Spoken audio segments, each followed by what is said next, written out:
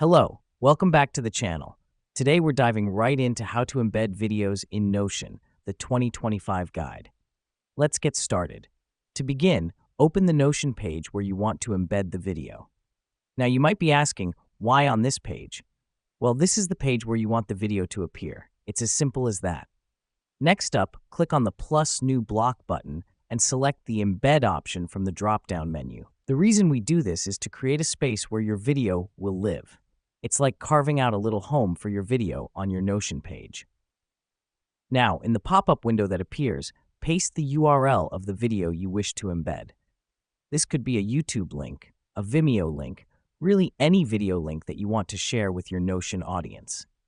Let me explain why this matters.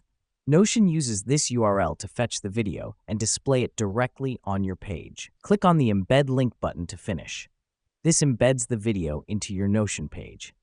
Here's what's happening behind the scenes. Notion is reaching out to the video platform, grabbing the video, and pulling it into your page. And there you have it.